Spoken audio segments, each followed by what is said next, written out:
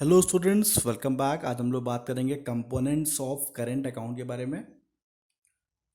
तो पहले current account क्या होता है समझ लेते हैं। Transaction related to trades in goods and services and transfer payment constitute the current account. तो जितने भी हमारे गुड्स एंड सर्विसेज से रिलेटेड जितने भी ट्रांजैक्शंस होते हैं वो सब हम करंट अकाउंट में नोट करते हैं। ठीक है, करंट अकाउंट का हमारा अलग से वीडियो है, उसको आप पूरा अच्छे से पढ़ लीजिए। करंट अकाउंट को पूरा डिटेल में बताया गया है। ठीक है, तो यहाँ पे इस पर्टिकुलर वीडियो में हम लोग डिस्कस करेंगे कंपोनेंट्स के बारे में, क्या क्या कंपोनेंट्स होते हैं करंट अकाउंट में। तो अब आते हैं कंपोनेंट्स ऑफ करंट अकाउंट। तो components of the current account can be further divided into three broad categories. तीन कैटेगरी में डिवाइड किया गया है। पहला है विजिबल ट्रेड, दूसरा है इनविजिबल ट्रेड, तीसरा है ट्रांसफ़र पेमेंट। तो विजिबल ट्रेड को हम लोग ट्रेड इन गुड्स भी बोलते हैं और इनविजिबल को ट्रेड इन सर्विसेज कहते हैं। और इनविजिबल ट्रेड के दो पार्ट होते हैं, factor income, non factor income, और उसके बाद आपका आ गया ट्रांसफ़र पेमेंट। अब इसको डिटेल में पढ़ते हैं। विजिबल ट्रेड क्या होता है, विजिबल ट्रेड और द ट्रेड इन गुड्स। तो देखिए, विजिबल ट्रेड का मतलब जो हमें दिखाई देता है। ठीक है, इसका आप डिक्शनरी मीनिंग ही समझ लें। विजिबल मतलब जो दिखाई देता है। तो सिंपल सी बात है, गुड्स अगर आप ट्रेड करते हो तो वो आपको दिखाई देता है। तो विजिबल ट्रेड और ट्रेड इन गुड्स दोनों एक ही चीज़ है, कंफ्यूज होने की ज़रूरत ही नहीं है। अब देखते हैं क्या क्या चीज़ें आती हैं इसमें। It includes the export and the import of physical goods. The difference in the value of the export and import of a goods is called trade balance. तो यहाँ पे क्या बताया जा रहा है कि जो कोई भी गुड्स एक्सपोर्ट और इंपोर्ट जो हम करते हैं गुड्स, फिजिकल गुड्स का, वो सब हम लोग विजिबल ट्रेड में नोट करते हैं। जितना भी हमने फिजिकली गुड्स को बेचा या फिर ख़रीदा दूसरी कंट्री से, उसको हम नोट करते हैं विजिबल ट्रेड में। अब यहाँ पे एक चीज़ और क्या बता रहा है कि जो वैल्यू होता है एक्सपोर्ट और इंपोर्ट ऑफ गुड्स को, उसको हम लोग ट्रेड बैलेंस कहते हैं। ठीक है, तो एग्ज़ाम में ट्रेड बैलेंस अलग से पूछ सकता है आपसे कि ट्रेड बैलेंस क्या होता है। तो आप ये लिख सकते हो कि जो भी वैल्यू विजिबल गुड्स का खरीद, जो हम अपनी कंट्री से ख़रीदते हैं या फिर बेचते हैं दूसरी कंट्री से, मतलब जो भी हम रेस्ट ऑफ वर्ल्ड से, एक कंट्री रेस्ट ऑफ वर्ल्ड से जो ट्रांजेक्शन्स करती है, उसको हम लोग बोलते हैं ट्रेड बैलेंस। अब ट्रेड बैलेंस के बारे में और पढ़ते हैं।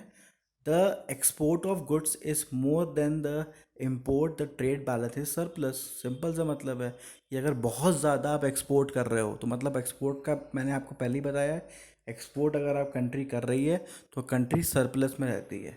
ठीक है, कंट्री फ़ायदे में रहती है। तो इसीलिए जब आप एक्सपोर्ट ऑफ गुड्स आपका ज़्यादा होता है तो हम बोलते हैं ट्रेड बैलेंस जो है वो सरप्लस है, या फिर उसको फेवरेबल बैलेंस ऑफ ट्रेड भी कह सकते हैं। तो ये आपका जो पॉइंट है ये आपका क्लियर कर रहा है कि ज़्यादा से ज़्यादा एक्सपोर्ट करने से क्या होता है कि हमारा जो ट्रेड बैलेंस है वो सरप्लस में आ जाता है। ठीक है, कभी कभी शॉर्ट में भी क्वेश्चन पूछ लेता है इससे रिगार्डिंग, तो इसको बढ़िया से पढ़ लीजिए। उसके बाद देखिए उसका उल्टा, ये क्या है, if the export of goods is less than the import of goods. अगर आप एक्सपोर्ट आपका कम हो रहा है, आप ज़्यादा से ज़्यादा इंपोर्ट कर रहे हो, आपको आपके कंट्री के लोगों को बड़ा इंपोर्टेड प्रोडक्ट यूज़ करने का मन करता है। ठीक है, तो आप बहुत सारा इंपोर्ट करे जा रहे हो, करे जा रहे हो, करे जा रहे हो, तो कंट्री की स्थिति क्या होगी, आप ट्रेड बैलेंस इज डेफिसिट, मतलब जो आपका ट्रेड बैलेंस है वो डेफिसिट में चला जाएगा। मतलब ये नेगेटिव साइन है, इसको हम लोग अनफेवरेबल बैलेंस ऑफ ट्रेड भी कहते हैं। तो दो चीज़ें यहाँ पे क्लियर हो गई। विजिबल ट्रेड क्या होता है, तीन चीज़ें मैं कहूँगा। विजिबल ट्रेड क्या होता है, मतलब जो गुड्स का आप ट्रेड करते हो उसको विजिबल ट्रेड कहते हो, पहला चीज़। दूसरा आप समझ गए कि ट्रेड बैलेंस क्या होता है। तीसरा आप समझ गए कि सरप्लस ट्रेड बैलेंस क्या होता है। और चौथा चीज़ आप समझ गए कि डेफिसिट ट्रेड बैलेंस क्या होता है। तो इतने क्वेश्चन इसमें से अराइज हो सकते हैं। ठीक है, तो कोशिश ये करिए कि जो भी आप वीडियो जब भी देख रहे हैं तो अपने साथ एक नोट्स कॉपी लेके बैठिए, ताकि साथ ही साथ आप नोट्स भी अपना बनाते जाइए। ठीक है, तो इसमें ये चार तरीके के नए क्वेश्चंस बन सकते हैं। ठीक है, नेक्स्ट आते हैं इनविजिबल ट्रेड। तो इनविजिबल ट्रेड नाम से पता चल रहा है कि यहाँ पे हमारा जो भी ट्रेड है वो सर्विसेज में हो रहा है, वो विजिबल नहीं होता। ठीक है, खाली पैसे दिखाई देते हैं। तो यहाँ पे क्या है, trade in services is called invisible trade, they can not be send to cross national border, it can be divided into following subcategories. तो यहाँ पे आप देखते हैं दो कैटेगरीज क्या बनाई गई हैं इनविजिबल ट्रेड की। पहला है फैक्टर इनकम और इन्वेस्टमेंट इनकम। तो किसी बुक में आप देखोगे फैक्टर इनकम लिखा रहता है, किसी बुक में इन्वेस्टमेंट इनकम लिखा रहता है। तो जो भी ये सब वेरिएंट्स हैं इसको ज़रूर याद रखिएगा। ठीक है, होता क्या है, हम फैक्टर इनकम लिख याद करके जाते हैं, लेकिन एग्ज़ाम में पूछ लेता है इन्वेस्टमेंट इनकम, छोड़ के चले आते हैं। तो दोनों ही चीज़ आप बढ़िया से याद करिएगा। तो क्या क्या चीज़ें होती है फैक्टर इनकम के बारे में आप देखते हैं। This includes interest and services payment on foreign loan and credit, transfer of profit, miscellaneous receipt and payments of penalties, royalties, film rentals, income of actors in the short. Investment income consists of interest, profit, dividends, and royalty income from the foreign countries. If the interest and the dividend are paid by the foreigners for the use of Indian capital, it is recorded on the credit side, and the interest and dividend payment for the use of the foreign capital by Indians are recorded on the debit side of the balance of payment. तो देखिए investment income में क्या क्या चीज़ें आएंगी, मतलब factor income में जितना भी पैसा आए या फिर जाए, ठीक है, दोनों ही चीज़ें यहाँ पे। अगर हमारी कंट्री में जितना भी पैसा आ रहा है और जा रहा है, किसके थ्रू, जैसे कि कोई फॉरेन लोन लिया गया है, ठीक है, कोई ट्रांसफ़र ऑफ प्रॉफिट हुआ है, या फिर कोई रिसिप्ट या पेमेंट हुआ हो जैसे पेटेंट्स का, ठीक है, या फिर हमने रॉयल्टी पे की है या फिर हमें रॉयल्टी मिली है, फिल्म के रेंटल्स हैं, या तो हमको मिले या तो हमने फिल्म के रेंटल्स पे किए हैं, या फिर इनकम ऑफ एक्टर्स हो गए, हमारे एक्टर्स किसी बॉलीवुड फिल्म में काम किए उनको पैसा मिला, ठीक है। In short investment income consist of, हमको कहीं पे इन्वेस्टमेंट इनकम में ये भी आ गया कि हमने कहीं पे पैसा इन्वेस्ट किया था किसी दूसरी कंट्री में, उस कंट्री के थ्रू हमको इंटरेस्ट मिला, प्रॉफिट मिला, डिविडेंड मिला, रॉयल्टी इनकम मिला फ्रॉम फॉरेन कंट्री। तो अगर हमें ये सब पैसा मिल रहा है तो इसको हम बोलेंगे फैक्टर इनकम, ठीक है। तो फैक्टर इनकम मतलब जो हमारा फ़ायदा हो रहा है इन सब चीज़ों से, ये सब चीज़ें जो हम सर्विसेज प्रोवाइड कर रहे हैं, ये सब देखिए सर्विसेज हैं, ठीक है। तो इन सर्विसेज के थ्रू जो हमको पैसा मिल रहा है फॉरेन कंट्रीज़ के, वो हमारे इन्वेस्टमेंट इनकम कहलाते हैं।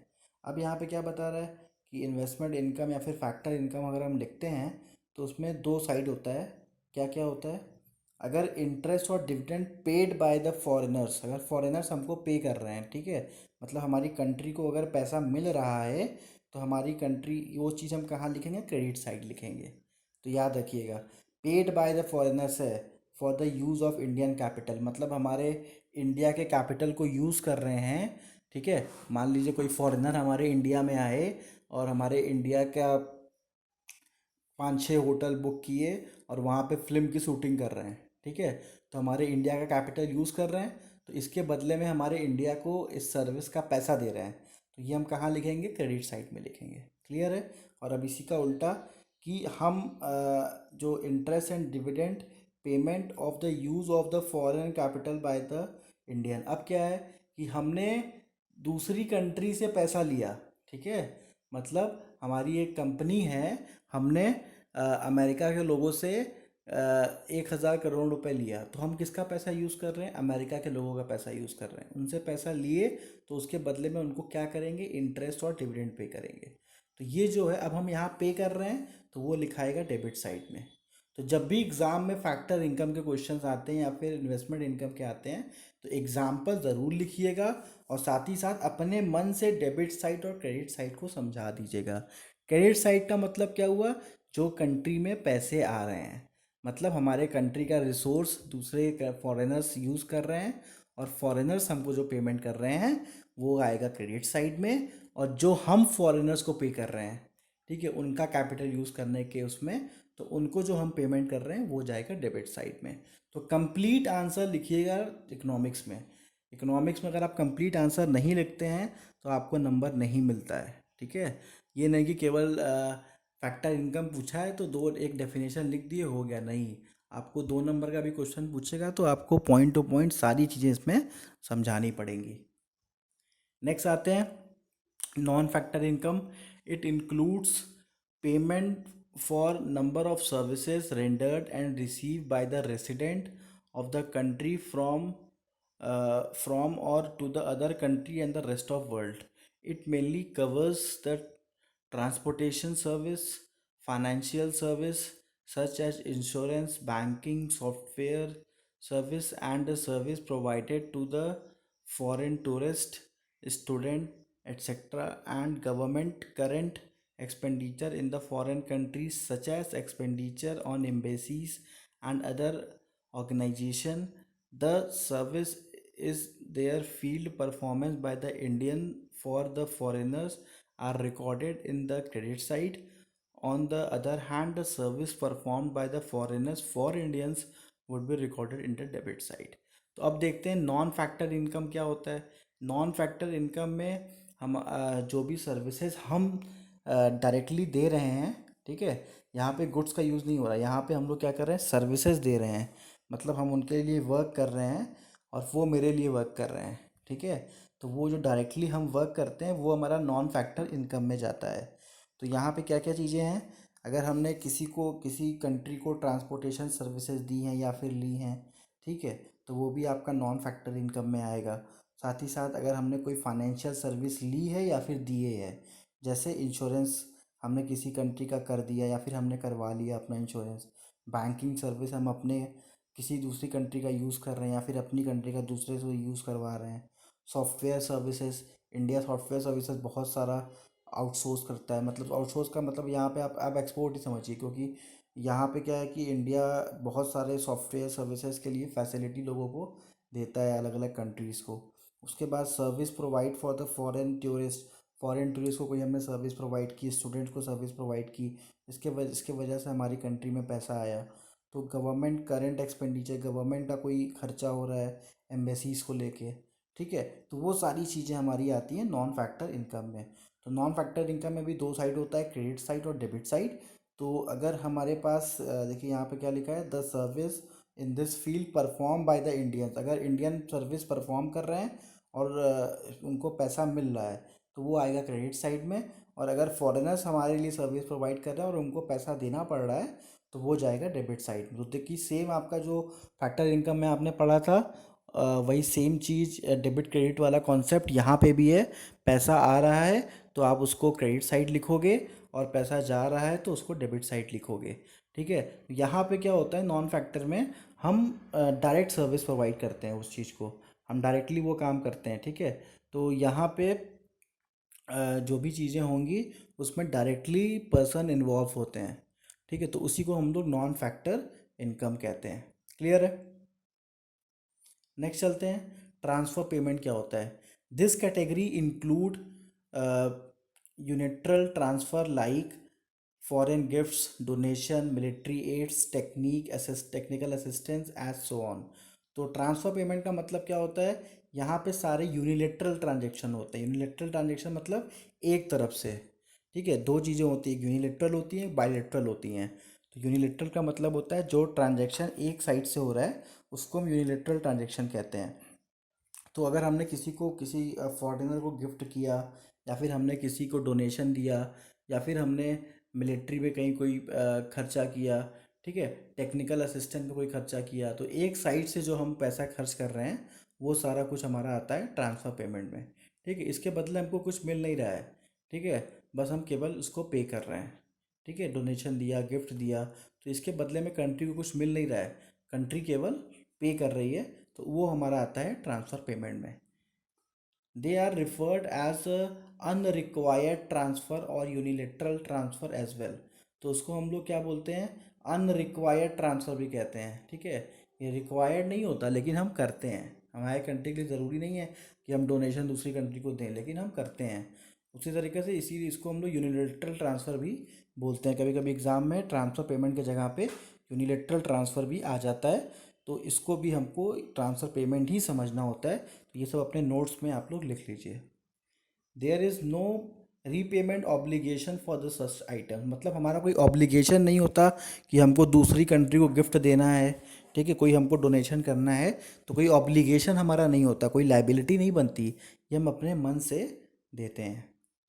तो आप देखोगे बहुत सारे जैसे अब नेपाल में कोई प्रॉब्लम होती है तो इंडिया दान दे देता है, ठीक है, बांग्लादेश में कोई प्रॉब्लम है जो इंडिया दान दे देता है। तो वो सारा कुछ इसमें आएगा। नेक्स्ट आते हैं, thus transfer payment refers to those receipt or the payment which take place without getting anything in return। ये तो क्लियर हो गया कि इसके बदले में हमें कुछ नहीं मिलता, एनीथिंग इन रिटर्न कुछ नहीं है। Transfer payment are further divided into official transfer payment and private transfer payment. तो ट्रांसफ़र पेमेंट के दो पॉइंट बन गए, एक आपका बन गया ऑफिशियल ट्रांसफ़र पेमेंट और दूसरा बन गया प्राइवेट ट्रांसफ़र पेमेंट। तो देखिए हमारा डिटेल नोट्स है, इसीलिए इसको आप लोग लिखते चले आइए कॉपी में कि ट्रांसफ़र पेमेंट जो हमारा होता है दो तरीके का होता है, एक ऑफिशियल ट्रांसफ़र पेमेंट होता है, एक प्राइवेट ट्रांसफ़र पेमेंट होता है। अब देखते हैं ऑफिशियल में क्या होता है और प्राइवेट में क्या होता है। Official transfer payment are the foreign donations from the develop country to the developing countries. मतलब एक डेवलप कंट्री किसी डेवलपिंग कंट्री को अगर पैसा दे रही है तो उसको हम लोग बोलेंगे एक तरीके से ऑफिशियल ट्रांसफ़र। मतलब जैसे इंडिया में फ्लड आ गया, ठीक है, स्थिति बहुत ख़राब है, तो उस कंडीशन में अब यूएसए ने इंडिया को डोनेट कर दिया कुछ पैसा, ठीक है, तो इसको हम लोग क्या बोलेंगे, ऑफिशियल ट्रांसफ़र पेमेंट कहेंगे, ठीक है, ऑफिशियली इसको ट्रांसफ़र किया गया। अब आते हैं हम लोग प्राइवेट ट्रांसफ़र समझते हैं। Private transfer refers to the gift donation and transfer from the foreign residence to the domestic residence. तो अब यहाँ पे क्या है कि फॉरेन रेसिडेंट ने डोमेस्टिक रेसिडेंट को कोई पैसा दे दिया, मतलब कोई यूएस में हमारा रिलेटिव रहता था, उसने हमको पैसा ट्रांसफ़र कर दिया, तो उसको प्राइवेट कहेंगे। मतलब एक कंट्री दूसरे कंट्री को कर रही है तो वो आपका ऑफिशियल हो गया, और अगर एक कंट्री का आदमी दूसरे कंट्री के आदमी को कर रहा है तो वो आपका प्राइवेट में आ गया। क्लियर है? For instance, the sending of money by the Indian working in the foreign countries of their families member and relatives in India is termed at the private transfer। तो हमारे लोग जो जाके यूएसए में work कर रहे हैं या फिर और किसी कंट्री में वर्क कर रहे हैं, तो वहाँ से जो पैसा ट्रांसफ़र कर रहे हैं अपने फैमिलीज़ को, ठीक है, तो जो अपने फैमिलीज़ को पैसा ट्रांसफ़र कर रहे हैं वो सब हमारा प्राइवेट ट्रांसफ़र का पार्ट होता है, ठीक है, क्योंकि उसके फैमिली जो है वो उनके लिए कुछ नहीं कर रहा है ना, फैमिली क्या कर रहा है, काम तो वो कर रहे हैं, तो वो अपने फैमिली को एक तरफ से ट्रांसफ़र कर रहे हैं, यूनिलेटरल ट्रांसफ़र इसीलिए इसको कहते हैं, ठीक है। अब आते हैं करंट अकाउंट। करंट अकाउंट में क्या क्या चीज़ें आती हैं, विजिबल ट्रेड आता है, इनविजिबल ट्रेड आता है और ट्रांसफ़र पेमेंट आता है। तो विजिबल ट्रेड हम लोग ने पढ़ लिया, इनविजिबल ट्रेड भी हम लोग ने पढ़ लिया, और ट्रांसफ़र पेमेंट भी हमारा कॉन्सेप्ट एकदम क्लियर हो गया। अब देखते हैं, अब करंट अकाउंट को यहाँ पे थोड़ा सा और डीप में देखेंगे। Current account is equal to export minus import of goods. जितना आपने एक्सपोर्ट किया है उसमें से इंपोर्ट घटा दीजिए, मतलब जो आपका प्रॉफिट हो रहा है, प्लस इन्वेस्टमेंट इनकम, जितना हमारा इन्वेस्टमेंट से इनकम आ रहा है, फिर उसके बाद जो हमारा नॉन फैक्टर इनकम आ रहा है, ठीक है, इसके बारे में हम लोग डिस्कस कर चुके हैं, इन्वेस्टमेंट इनकम क्या होता है और नॉन फैक्टर इनकम क्या होता है। इन्वेस्टमेंट इनकम में हमारे जो भी हो एसेट्स इन्वॉल्व होते हैं, और नॉन फैक्टर इनकम में हम खुद ही इन्वॉल्व होते हैं, जो हम सर्विस प्रोवाइड करते हैं उसके बदले में हमको पेमेंट मिलता है, प्लस ट्रांसफ़र पेमेंट। अब ट्रांसफ़र पेमेंट भी आपको समझ में आ गया क्या होता है ट्रांसफ़र पेमेंट, ये ऑफिशियल होता है और प्राइवेट होता है, तो वो सारी चीज़ें अगर हम जोड़ देते हैं तो ये करेंट अकाउंट का एक फॉर्मूला तैयार हो जाता है। तो ये सब फॉर्मूलाज आप याद रखिए, अगर करेंट अकाउंट का क्वेश्चन एग्ज़ाम में लिख रहे हैं, आपको अच्छा नंबर चाहिए, तो आप ये सब फॉर्मूलाज को भी लिखेंगे। But in practice in India transfer payment are also taken as a part of invisible item. Hence, current account means visible trade and invisible trade including the transfer payment. तो यहाँ पे क्या बता रहा है, इंडिया में हम लोग क्या करते हैं, जितना भी हमारे पास ट्रांसफ़र पेमेंट होता है उसको हम एज अ इनविजिबल आइटम में लेते हैं। तो सिंपल सी बात है, ट्रांसफ़र पेमेंट में हम कोई सर्विस प्रोवाइड कर रहे हैं तभी हमको पैसा मिल रहा है, ठीक है, तो यहाँ पे ये इनविजिबल आइटम में ही आएगा। और जो करंट अकाउंट होता है उसमें विजिबल ट्रेड और इनविजिबल ट्रेड दोनों आता है, तो ऑटोमेटिक ट्रांसफ़र पेमेंट भी इसका पार्ट बन जाता है। तो ये सब पॉइंट्स को हाईलाइट कर लीजिएगा एग्जाम में। नेक्स्ट आते हैं, hence the invisible items on the current accounts of the Indian balance of payment includes the following.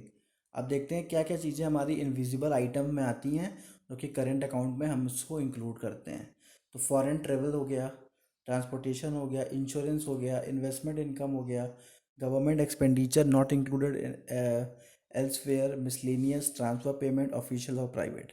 तो इसके बारे में हम लोग ने स्टडी पहले ही कर लिया है कि क्या क्या चीज़ें हमारी बैलेंस ऑफ पेमेंट में इंक्लूड होती हैं जो कि हमारी इनविजिबल आइटम्स हैं। ठीक है, तो इसके पॉइंट्स को लर्न कर लीजिएगा। अब आते हैं both visible and invisible item together make up the current account of balance of payment, मतलब विजिबल और इनविजिबल आइटम को दोनों जोड़ते हैं तो हमारा बैलेंस ऑफ पेमेंट बन जाता है। Current account has mainly two part, current account के दो पार्ट होते हैं।